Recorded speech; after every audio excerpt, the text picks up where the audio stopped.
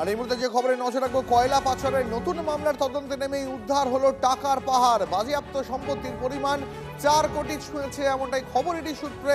ধৃত চিন্ময় মণ্ডল এবং কিরণ খাঁর বাড়ি থেকে উদ্ধার 2 কোটি 60 লক্ষ টাকার সোনার গয়না। শুধু তাই নয়, তল্লাশিতে উদ্ধার হয়েছে নগদ 28 লক্ষ টাকা। আর এক ব্যবসায়ী, তার বাড়ি থেকে উদ্ধার হয়েছে নগদ প্রায় 1 কোটি টাকা। এই মুহূর্তের বড় খবর, কয়লা পাচারের নতুন মামলার তদন্তে নেমেই আবার বাংলায় টাকার পাহাড়। বাজেয়াপ্ত সম্পত্তির পরিমাণ 4 কোটি টাকা ছুঁয়েছে, এমনটাই খবর এটি সূত্রে।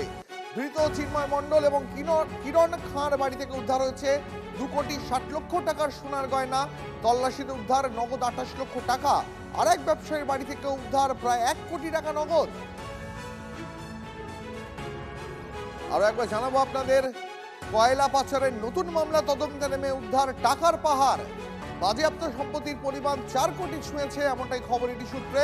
আরো বিস্তারিত জানবো আমাদের প্রতিনিধি সুজয়ের কাছ থেকে। সুজয়, দেখো, সবেমাত্র কয়লা পাচারের নতুন মামলায় তদন্তে নেমেছে ইডি এবং তাতেই প্রায় তাদের বাজেয়াপ্ত করা টাকার অঙ্ক 4 কোটি ছুঁয়ে ফেলেছে। সদ্য যে দুজনকে গ্রেফতার করা হয়েছে কয়লা পাচারের অভিযোগে, কিরণ খা ও চিন্ময় মণ্ডল, তাদের বাড়ি থেকে একটি গোপন ভল্টে তারা 2 কোটি 60 লক্ষ টাকা মূল্যের সোনার গয়না লুকিয়ে রেখেছিল, যেটা বাজেয়াপ্ত করেছে ইডি।